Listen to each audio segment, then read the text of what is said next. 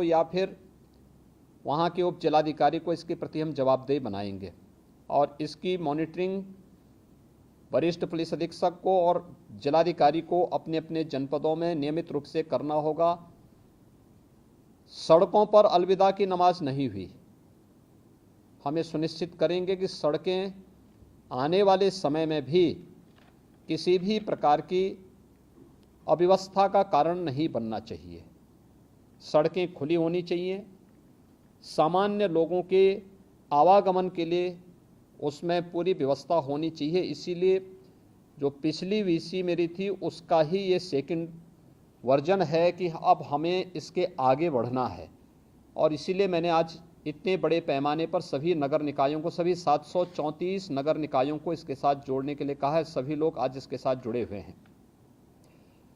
इसमें कुछ महत्वपूर्ण ये जो सफलतापूर्वक कार्य हुए हैं इसके लिए मैं अभिनंदन करता हूं। आप में से सभी अधिकारियों ने अपने स्तर पर मेहनत की और उसके परिणाम भी हमारे पास आए हैं इसके लिए। लेकिन आने वाला कार्यक्रम हमारा और भी महत्वपूर्ण है, क्योंकि सड़क सुरक्षा के बारे में जो हमारे पास आंकड़े हैं ये बहुत डरावने हैं। और उत्तर प्रदेश जैसे राज्य के लिए अगर आपको मैं आंकड़े बताऊं कि 2021 में 37,729 दुर्घटनाएं हुई हैं, जिनमें 21,227 लोगों की मौत हुई है और 24,897 लोग घायल हुए हैं। मरने वालों में जो 72% मृतक हैं उनकी जो एज ग्रुप है वह 18 से 45 वर्ष है और इसमें से जो ज़्यादातर मौतें हुई हैं लगभग 38 से 39% जो मौतें हुई हैं ओवर स्पीडिंग उसका मुख्य कारण रहा है। मुझे लगता है कि हमें ये हम सब के लिए चिंता का विषय होना चाहिए। कोरोना इस सदी की सबसे बड़ी महामारी है और सबसे बड़ी महामारी के दौरान उत्तर प्रदेश ने कंट्रोल किया, उसको पूरी तरह नियंत्रित करने में सफलता प्राप्त की। आदरणीय प्रधानमंत्री जी का मार्गदर्शन और नेतृत्व था और हम लोगों ने कैसे उसको कंट्रोल किया। 2 वर्ष में यूपी के अंदर कुल मौत के आंकड़े जो आए हैं वह 23,500 है। यानी अगर मैं एग्जैक्ट आंकड़े आपको दूं तो 23,514 मौत के आंकड़े आज सुबह तक के हैं। ये 2 वर्ष के हैं। कोरोना महामारी से लोग बच रहे हैं लेकिन एक्सीडेंट में मौत हो रही है। एज ग्रुप वह है जो कोविड महामारी में सबसे कम इन्फेक्ट हुआ था, वह इस मामले में सर्वाधिक एक्सीडेंट से मर रही हैं। 21,227 मौतें 2021 में सड़क दुर्घटना में उत्तर प्रदेश के अंदर हुए हैं। इसका कारण ओवर स्पीडिंग भी है और इसके साथ ही ब्लैक स्पॉट भी इसके मुख्य कारण हैं। डग्गा मार जो बसेज हैं वह भी उसके कारण हैं।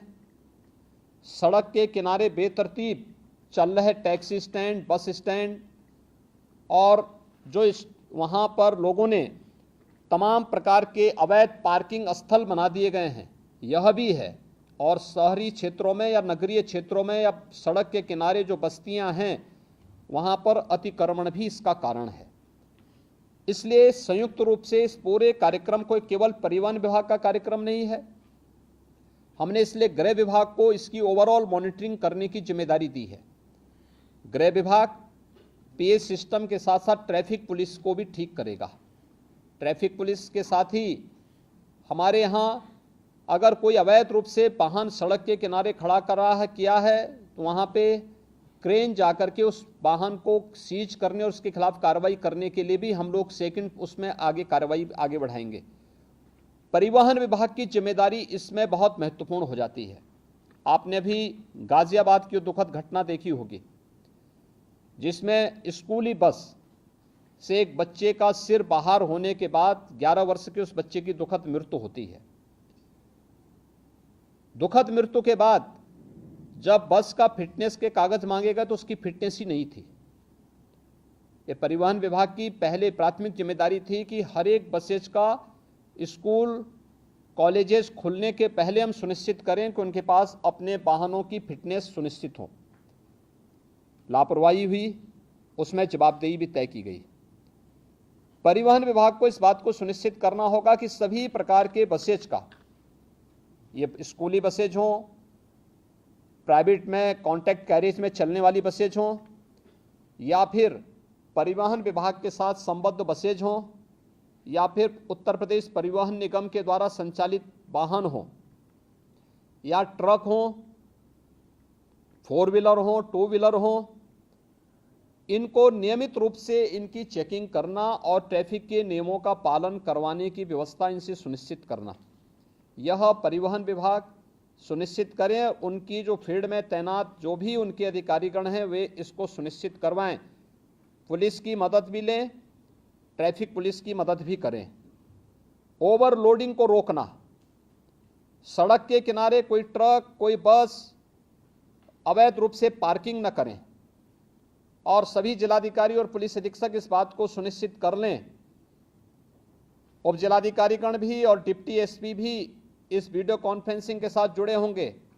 वे इस बात को नोट करेंगे, किसी भी सड़क पर, वह हाईवे हो, स्टेट हाईवे हो, एक्सप्रेसवे हो, जिला मार्ग हो, नगरीय चौराहा हो या कोई भी अन्य स्थल हो, अवैध bus stand, taxi stand, 3 wheeler stand, rickshaw stand या कोई भी इस प्रकार की अवैध गतिविधि नहीं चलनी चाहिए।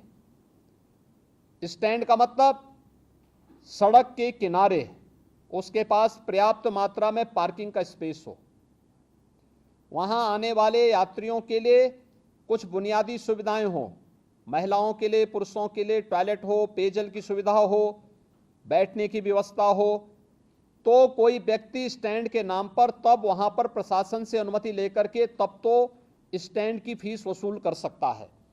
लेकिन अगर सड़क पर कोई करता है तो उस पर अवैध रूप से संचालित इस प्रकार के सभी वो अगले 24 घंटे के अंदर बंद होने चाहिए।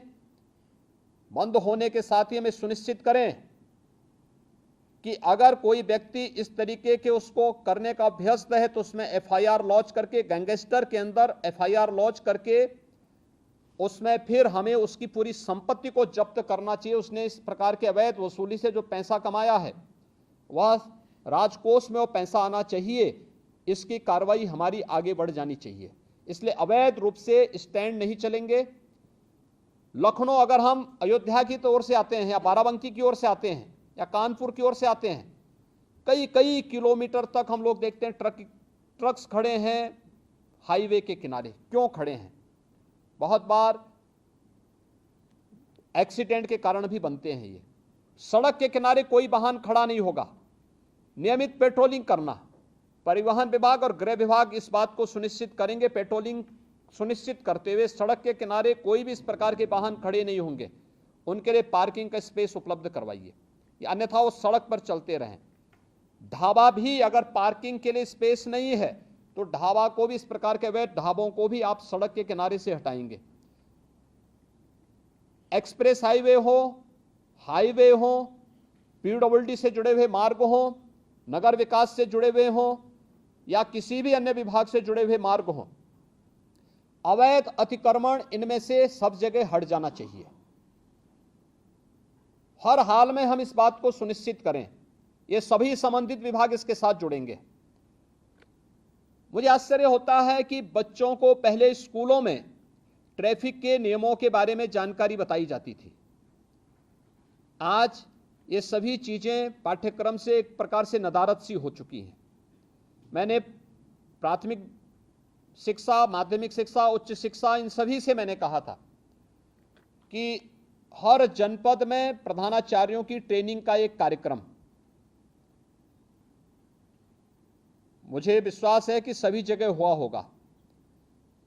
जिन लोगों ने ट्रेनिंग ली है, विद्यालय के प्रिंसिपल होंगे, प्रधानाचार्य होंगे, प्राचार्य होंगे, वे सभी अपने अपने विद्यालयों में ट्रेनिंग के साथ साथ बच्चों में अब एक हम लोग हैंडबिल हर जनपद में सूचना विभाग की तरफ से भेज रहे हैं। इस हैंडबिल का प्रकाशन हर एक बच्चे के पास ये हैंडबिल पहुंच जाए, कॉमन मैन के पास भी पहुंचे, चौराहे पर जहां पर हमारे पब्लिक एड्रेस सिस्टम हो वहां पे भी ये पहुंचे। हमें क्या करना है, क्या नहीं करना है, अच्छा हैंडबिल बनाने का प्रयास हुआ है। बच्चों को बताने की व्यवस्था, उनको स्कूल में बताना, हम सड़क पे चल रहे हैं, हमें कैसे चलना, पैदल चल रहे हैं, कहां से हमें सड़क क्रॉस करनी है, हम टू व्हीलर में जा रहे हैं, हमें किन नियमों का पालन करना है, हम फोर व्हीलर में चल रहे हैं, हमें किन नियमों का पालन करना है, हमें टू व्हीलर फोर व्हीलर या सड़क पे चलते समय मोबाइल फ़ोन या ईयरफोन का इस्तेमाल करना है नहीं करना है, इसके लिए क्या सावधानी बरतनी है। ये सभी चीज़ें सामान्य जानकारी है। इन सभी सामान्य जानकारियों को अगर हम स्कूली बच्चों को देंगे तो वे बच्चे अपने घर में अपने अभिभावक को भी बताने में थोड़ा सफल हो सकते हैं, बता सकते हैं। और हर एक स्कूल कॉलेजेस में इस प्रकार की डिबेट भी होनी चाहिए, कार्यक्रम भी होने चाहिए। अगले 2 दिन विद्यालय चलेंगे, उन 2 दिनों के अंदर हम इन कार्यक्रमों को वहां पर लागू करने का प्रयास करें। कहीं प्रभात फेरी निकले, कहीं इस पे टॉक हो, कहीं यहाँ पर डिबेट हो, कहीं यहाँ पर कुछ अन्य कार्यक्रम चलने चाहिए। ये स्कूल कॉलेजेस की एक जिम्मेदारी बनती है और इसके बारे में हमें प्रतियोगी कार्यक्रम भी वहां पर आगे बढ़ाने चाहिए। इसके अलावा हम इसमें तमाम अन्य संगठनों का भी सहयोग, स्वयंसेवी संगठन होंगे, सड़क सुरक्षा से संबंधित जानकारी देने वाले तमाम अन्य सामाजिक संगठन होंगे, उनका भी हम इसमें मदद लें। इसमें हम लोगों से इस बात को सुनिश्चित करें कि सड़क स्टंट करने की जगह नहीं है। ओवर ब्रिजेज या फ्लाईओवर के ऊपर जो स्टंट होते हैं, जो युवा स्टंट कर रहे हैं अपने बाइक से, हर हाल में इसको रोकना। बाइक से चल रहे हैं तो हेलमेट अनिवार्य करने की आवश्यकता है, बताने की आवश्यकता। 1 सप्ताह अवेयरनेस के कार्यक्रम चलाइए, पहले अवेयरनेस, और फिर अगर अवेयरनेस के बाद आपको लगता है कि अब हमें इन्फोर्समेंट की आवश्यकता होती है तो उसके बाद फिर हमें इस कार्यक्रम को उसके बाद फिर आगे बढ़ाना चाहिए। इसलिए पब्लिक एड्रेस सिस्टम को सक्रिय करने और उनका उपयोग करने के लिए ही हमने इस बारे में कहा। हैंडबिल का वितरण, होर्डिंग्स लगाना, हर एक जनपद में, हर एक चौराहे पर, हर एक स्तर पर सूचना विभाग से इसके बारे में पूरी जानकारी लेकर के सावधानी बरतने की दृष्टि से अच्छे होर्डिंग्स परिवहन विभाग के द्वारा, गृह विभाग के द्वारा, नगर विकास विभाग के द्वारा, पीडब्ल्यूडी के द्वारा, अन्य सभी संबंधित शिक्षा विभाग के द्वारा, इनके द्वारा हर एक स्तर पर लगाने की आवश्यकता है। इसके पोस्टर बनाए जा सकते हैं, एलईडी में, एफएम रेडियो पर, लोकल स्तर पर इसके हम तमाम कार्यक्रम इसके आगे बढ़ा सकते हैं। ये चीजें हम सुनिश्चित करें। परिवहन विभाग इस बात को सुनिश्चित करे कि जो वह ड्राइविंग लाइसेंस देते हैं हम ऑनलाइन तो दें, लेकिन इस बात को सुनिश्चित करें कि ट्रैक पर भी हम उनकी एक बार देखें कि वह इस योग्य है कि नहीं है कि हम उसे ड्राइविंग लाइसेंस दे सकें। अन्यथा खैरात के भाव बांटने की वो बंद करिए और आरटीओ के कार्यालय दलालों से मुक्त हो, किसी भी प्रकार की दलाली की गतिविधि वहां न चले। इस बात को भी हर एक जनपद में जिलाधिकारी और पुलिस अधीक्षक की टीम सुनिश्चित करें। ओवरलोडिंग को रोकने की कार्रवाई, जहां से ओवरलोडिंग हो रही है उसी केंद्र पर रोकना।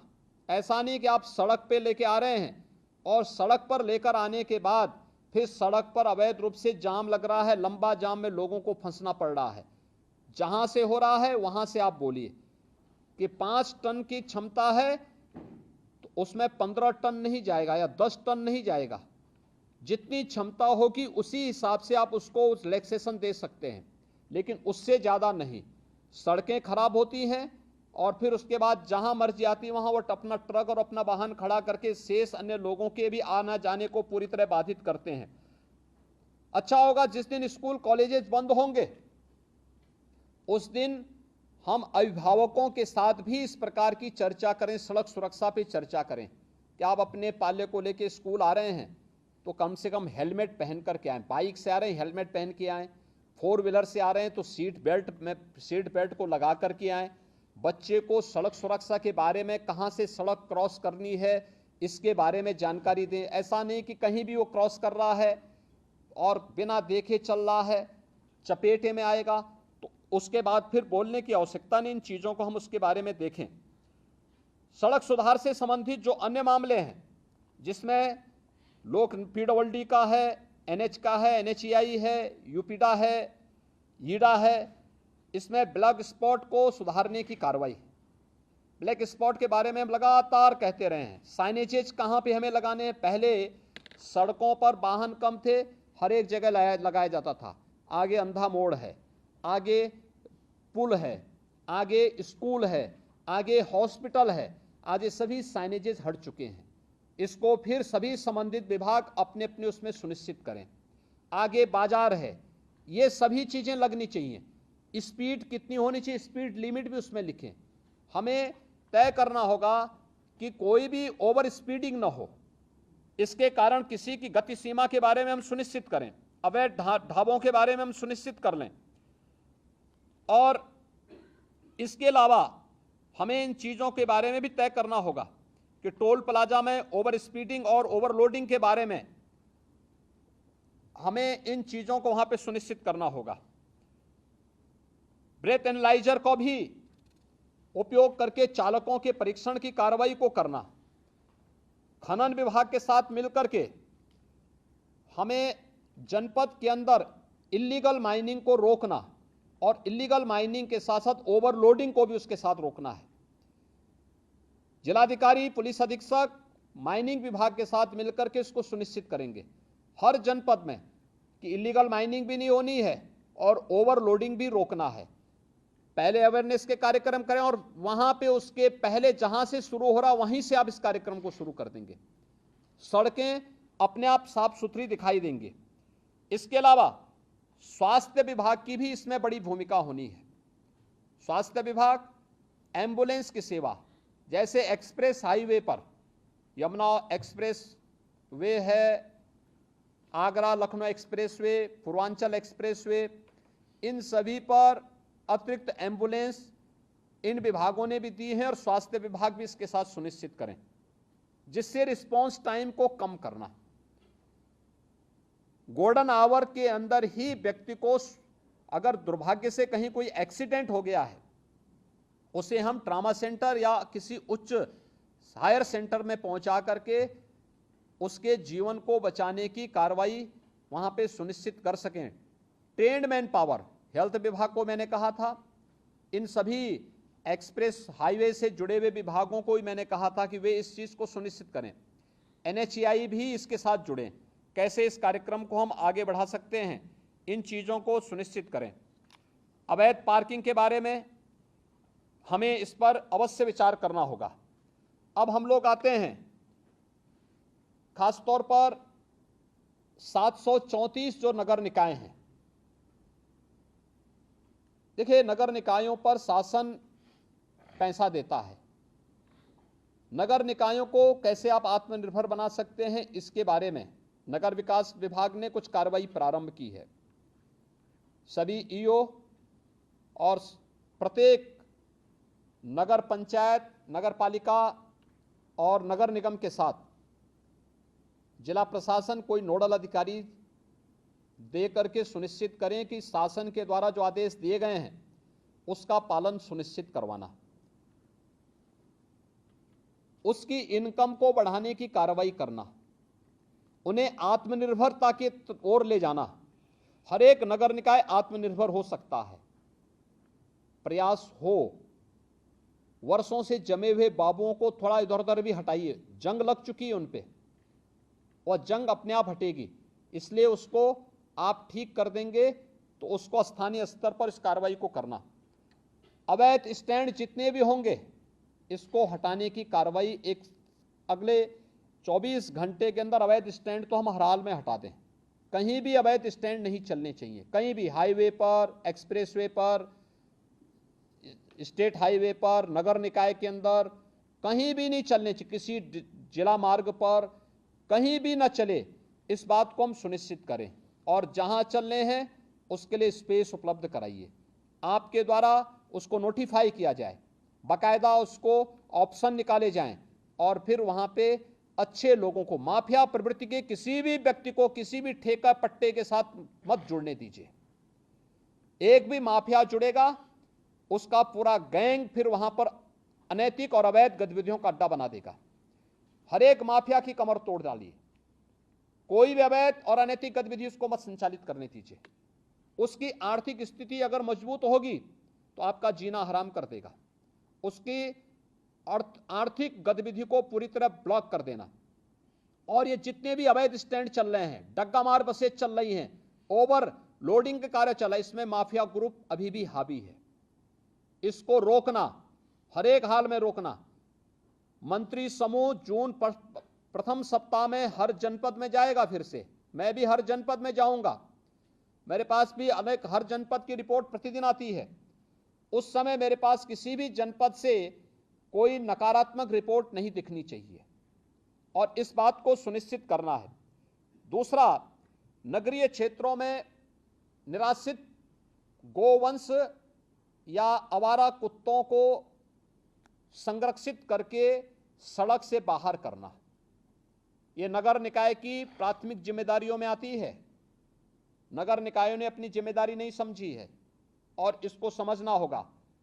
सड़कों पर गोवंश न रहे, इसके लिए कान्हा ओपन की व्यवस्था करना हो, पीपीपी मोड पर कोई कार्यक्रम चलाना हो। जितने भी आवारा कुत्ते हैं, सड़कों पर घूमते हैं, अन्य उसके बारे में व्यवस्था देना। हम ये भी सुनिश्चित करें कि तमाम लोग घर में भी अपना पालतू कुत्ता रखते हैं। हम सुनिश्चित करें कि वे साफ सफाई की व्यवस्था करके रखें और उन्हें सड़कों पर टहलाने के लिए ले जाकर के सड़कों पर गंदगी न पैदा करवाएं और आवश्यकता पड़ती तो उनका रजिस्ट्रेशन सुनिश्चित कराएं। उन पर निश्चित एक समय सीमा के अंदर उन्होंने उन्हें वैक्सीनेट किया है कि नहीं किया, यह भी सुनिश्चित करवाना। ये सभी चीजें हमें इसके साथ जोड़नी पड़ेगी। नगरीय क्षेत्रों में स्ट्रीट लाइट की व्यवस्था ठीक करना, समय पे स्ट्रीट लाइट जुड़े, ऑटो मोड पर रहे, सुबह होते ही अपने आप बंद हो, एक ऑटो मोड पर उसको चलाएं और साफ सफाई की व्यवस्था सुनिश्चित करना। नगरीय क्षेत्रों में यह साफ सफाई दिखनी चाहिए, पॉलीथीन फ्री होना चाहिए, कोई पॉलीथीन का उपयोग न हो। आधी समस्या मुझे याद है, जब प्लास्टिक लोग उपयोग करते थे, किसी भी नगर में हम सफाई कितनी भी कर लें, हवा का एक झोंका आता था, उतना ही कचरा फिर से दिखाई देने लगता था। प्लास्टिक फ्री होने के बाद सड़कें अब साफ सफाई दिखने लग गई हैं, लेकिन जहां पे प्लास्टिक को अभी भी बैन नहीं किया गया है, वहीं पर यह समस्या आती है। कचरे की समस्या वहीं आती है, गंदगी की समस्या वहीं आती है। प्लास्टिक हर हाल में बैन किया गया है, उसको कतई आप लोग अलाउ मत होने दीजिए। हर नगर निकाय वहां का जिस उप जिलाधिकारी के अधीन आ रहा है, वो उप जिलाधिकारी, वहां के डिप्टी एसपी, जिलाधिकारी और पुलिस अधीक्षक इस बात को सुनिश्चित करेंगे कि इसको हम लोग किसी भी स्थिति में वहां पे नहीं चलने देंगे और उसको वहां से हटाएं और साफ सफाई की व्यवस्था सुनिश्चित करें। आईटीएमएस 17 के 17 नगर निकाय जो नगर निगम हमारे हैं, इसमें आईटीएमएस 10 में स्मार्ट सिटी मिशन के अंतर्गत है तो बन चुका है या बन रहा है। से 7 में राज्य शासन की ओर से, नगर विकास की ओर से आईटीएमएस बनना है। आईटीएमएस को सेफ सिटी के साथ जोड़ना, गृह विभाग के साथ जोड़ना और सभी नगर 17 के 17 नगर निगमों के साथ साथ नोएडा, ग्रेटर नोएडा में भी हम इसको सुनिश्चित करवा लें कि इसको हम सेफ सिटी के साथ जोड़ेंगे और सेफ सिटी मिशन के अंतर्गत हम इस कार्यक्रम को आगे बढ़ाएंगे। हम जो सिटी के अंदर होर्डिंग लगाते हैं, बेतरतीब होर्डिंग बंद करवाइए। देखिए, स्मार्ट सिटी मिशन की एक शर्त है ये कि बेतरतीब होर्डिंग हटनी चाहिए और हमें हर हाल में इसको सुनिश्चित करना होगा। हर एक नगर निकाय के अंदर हम इसको सिस्टम के साथ जोड़ें। हम वहाँ पर इस बात को सुनिश्चित करें कि कहाँ पे हमारी होर्डिंग लगनी है, कहाँ पे हम लोग उसको स्क्रीन के साथ जोड़ सकते हैं, कहाँ पर हम उसको अन्य उसके साथ जोड़ सकते हैं, जिससे नगर के अंदर घुसते ही अच्छा दिखाई दे। कोई भी नगर निकाय ऐसा होना चाहिए जो आपका वहाँ की स्वच्छता ही वहाँ का पहला प्रतीक बन जाए। नगर निकाय के कार्यालय, वहाँ का भवन उस पूरे नगर निकाय के बारे में एक जानकारी दे सके, इसलिए उस पर ध्यान देना। उन वहाँ को जोड़ने वाली सड़कों को ठीक रखना, उसके सुंदरीकरण की प्लानिंग करना, उसको बेहतर तरीके से आगे बढ़ाना, जेब्रा क्रॉसिंग के निर्माण की कार्रवाई को सुनिश्चित करना। पूरे स्टेट के अंदर हम सुनिश्चित करें और खासतौर पर नगर निकाय के अंदर उससे जुड़े हुए अन्य मार्गों पर भी कि जो हमारे स्पीड ब्रेकर बनते हैं सड़कों पर, एक कमर तोड़ू न बनाए, एक टेबल टॉप स्पीड ब्रेकर बने। अगर कोई बीमार व्यक्ति है उसको भी परेशानी नहीं होगी, लेकिन साथ साथ हम अगर मार्किंग करते हैं वहां पर तो स्पीड अपने आप लिमिट हो जाती है। लेकिन जब वह कमर तोड़ू बनाते हैं तो कोई बीमार व्यक्ति जा रहा है उसके लिए बड़ा, या कोई बच्चा है, कोई गर्भवती महिला है, उसके लिए खतरनाक हो सकता है। इसलिए हमें पीडब्ल्यूडी को भी, नगर विकास को भी और अन्य सभी संबंधित विभागों को ये सुनिश्चित करना होगा कि कहीं भी हमें ये कमर तोड़ू स्पीड ब्रेकर नहीं दिखने चाहिए। इनको हटा दीजिए, जितनी जल्दी हटाइए उसको, हटा करके वहां पर हम, क्योंकि जब आप इस प्रकार की स्पीड ब्रेकर देते हैं तो उस स्पीड ब्रेकर से बचने के लिए लोग साइड से जाते हैं और फिर वहीं एक्सीडेंट का कारण भी बनता है। ये भी एक ब्लैक स्पॉट है आपका, ये जो आपके द्वारा दिया गया है। यानी ब्लैक स्पॉट केवल सड़क इंजीनियरिंग की खराब स्थिति का मुख्य कारण नहीं होता है, ब्लैक स्पॉट का कारण एक गलत स्पीड ब्रेकर भी होता है। इसलिए स्पीड ब्रेकर टेबल टॉप होने चाहिए, जिससे कोई भी व्यक्ति वहां जाए आसानी से स्पीड कम करते हुए बहुत आसानी से उसको पार कर लेता है, और उस पर भी हमें ध्यान देना होगा। नगरीय क्षेत्रों में हमारी जो परिवहन की व्यवस्था है, सिटी बस सेवा है, इसको लोगों के लिए सरल बनाना, सुलभ बनाना और सुरक्षित भी बनाना। इलेक्शन के दौरान मैं कानपुर के अंदर देख रहा था, 2 बार वहां पर एक्सीडेंट हुआ, और एक बार तो जो सिटी बस सेवा वहां पे इलेक्ट्रिक बस सेवा है उससे जुड़ा हुआ व्यक्ति ने जबरदस्ती 6 लोगों को कुचला था वहां पे। और उस दौरान कानपुर के अंदर प्रशासन की संवेदनशीलता देखने को मिल रही थी कि कितनी तेजी के साथ वे लोग वहां जा रहे थे। यानी मुझे यहां से इलेक्शन के बावजूद मुझे बोलना पड़ा कि आप लोग वहां क्यों नहीं पहुंचे। 11-12 घंटे के बाद फिर उनकी उपस्थिति वहां हो रही। ये दिखती है कि हम कितने संवेदनशील हैं। नगर निकाय इस बात को सुनिश्चित करें कि सिटी बस सेवा को संचालित करने वाला जो ऑपरेटर है, उससे जुड़े हुए जो भी लोग हैं, हमें उनकी पुलिस वेरिफिकेशन जरूर करानी चाहिए। किस पृष्ठभूमि के हैं, आपराधिक मानसिकता के तो नहीं है, क्योंकि कानपुर में जो भी घटना घटित हुई ये आपराधिक मानसिकता की दृष्टि से हुआ था, और इस प्रकार की आपराधिक गतिविधियों को रोका जाना चाहिए। 6-6 लोग कुचले जा रहे हैं सिटी बस सेवा से, ये बहुत दुर्भाग्यपूर्ण स्थिति है और ये चीजें नहीं स्वीकार की जानी चाहिए। इसलिए इन बातों को सुनिश्चित तो हमें करना होगा, ये परिवहन की दृष्टि से हम लोग सिटी के अंदर करें। अब जो हम लोगों को नगर के अंदर करना है, बहुत महत्वपूर्ण कार्य है ये। 2 कार्यों के लिए हर एक नगर निकाय के अंदर, बड़े नगर निगम है, जिलाधिकारी, पुलिस अधीक्षक, व्यापार मंडल के साथ अलग अलग बैठक करें, स्ट्रीट वेंडर के साथ बैठें, नगर आयुक्त को भी अपने साथ ले लेंगे, एडीएम सिटी होंगे, सिटी मजिस्ट्रेट होंगे, एसपी सिटी होंगे, इनको भी अपने साथ ले लेंगे और इनके साथ बैठक करके, अलग अलग क्रम में बैठक करके हमें सुनिश्चित करें कि कोई भी व्यापारिक प्रतिष्ठान सिटी के अंदर अपनी परमिसेस के अंदर ही रहेगा, उससे बाहर न हो। सड़कें खाली दिखनी चाहिए। सड़क में लोग अपना अंदर का सामान सड़क पे रख करके नहीं बेचेंगे, किसी को भी हम सुनिश्चित करवाएंगे। और अपनी परमिसेस में रह करके हम पहले बातचीत करें, संवाद बनाएंगे। इस संवाद के दौरान हमें इस बात के लिए भी उनको तैयार करना होगा। 2 चीजें हो सकती हैं, हर एक क्षेत्र में अलग अलग व्यापार मंडल होते हैं, उनको भी विश्वास में लीजिए, उनके साथ बैठना, संवाद बनाना और उनसे 2 अनुरोध करना। एक, सुरक्षा के बारे में, रात्रि के लिए अगर गार्ड वे लोग भी रख सकें, वे 500-600 दुकानें हैं, अगर वे लोग महीने में 100-100 रुपया भी जमा करेंगे तो 500 रुपये में एक बड़ी राशि खड़ी हो सकती है। 2 गार्ड वे लोग रात्रि के लिए खड़ी कर सकते हैं और उनको पुलिस से वेरिफिकेशन अगर आप करा देंगे, पुलिस के साथ उनकी तालमेल होगी तो रात्रि के लिए। दूसरा, सीसीटीवी कैमरा, बड़े प्रतिष्ठान में सीसीटीवी कैमरा लगाना। हर बैंक में, हर वित्तीय संस्थान में, हर बड़े व्यावसायिक प्रतिष्ठान में सीसीटीवी कैमरे की आवश्यकता और इसको उनके साथ लगवाना। दूसरा, व्यापारिक गतिविधि अपने प्रेमिसेस के अंदर ही होगा, बाहर सड़क पे नहीं। सड़क में सामान फेंक करके फैला करके लोग जो बेचते हैं, इसको हर हाल में अगले एक सप्ताह के अंदर हमें इसे समेटना होगा और वे अपने प्रेमिसेस के अंदर करेंगे। पार्किंग की व्यवस्था सुनिश्चित करना हर एक जगह, सड़कों पर पार्किंग ना हो, 2 व्हीलर 4 व्हीलर या बसेज खड़ी करने की जो परंपरा है इसको रोकें। कॉमन मैन को चलने के लिए सड़क आप दीजिए। दूसरा, स्ट्रीट वेंडर के साथ संवाद बनाना।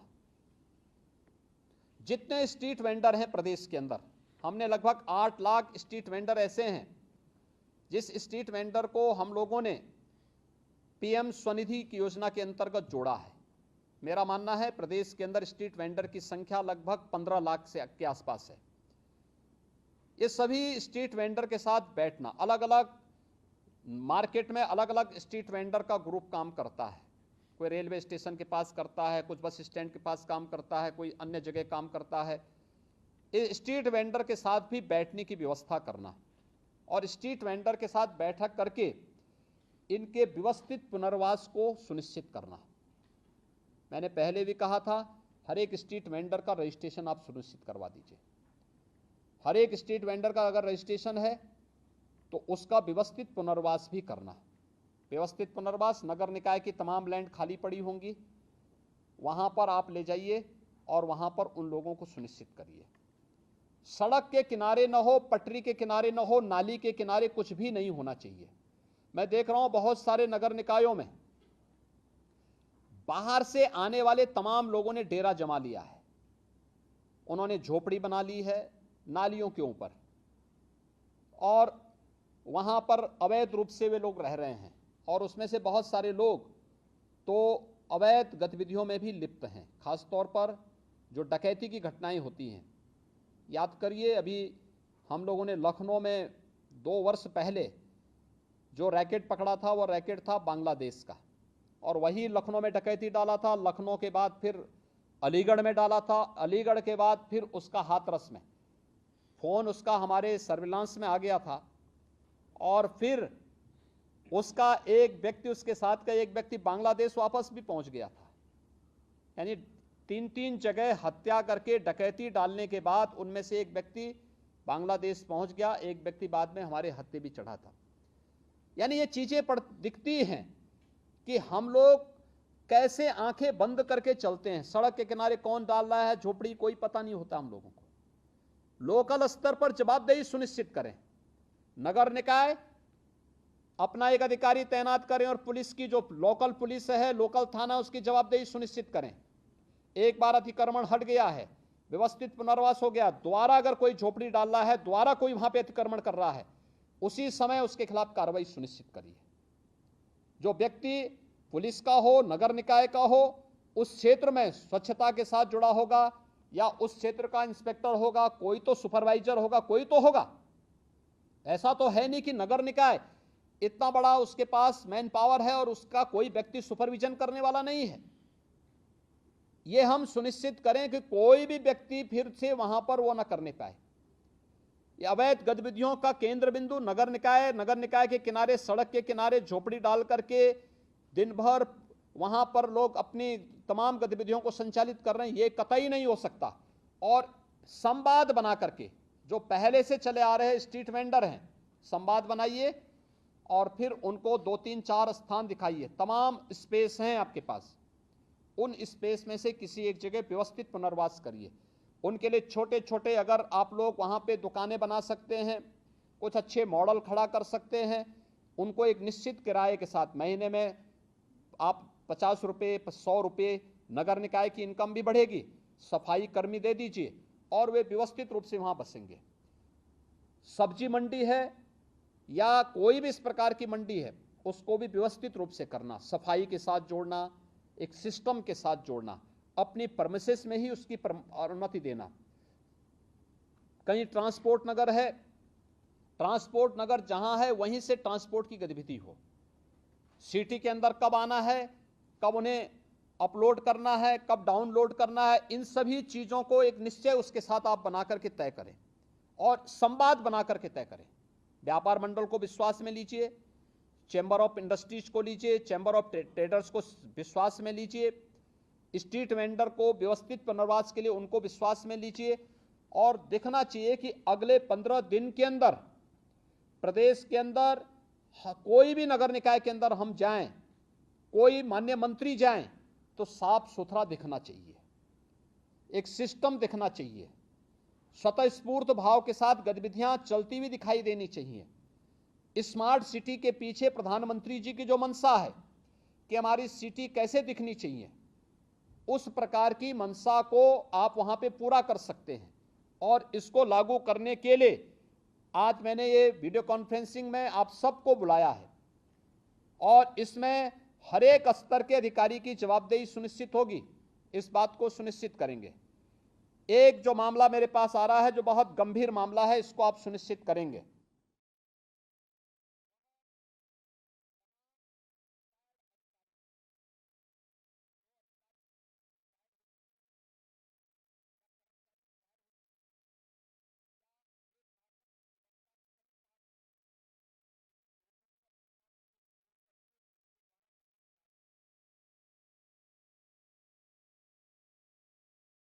ताज़ा खबरों के लिए हमारे चैनल अभी तक सुपरफास्ट न्यूज़ को लाइक एवं सब्सक्राइब करें तथा नोटिफिकेशन पाने के लिए बेल आइकॉन का बटन जरूर दबाएं।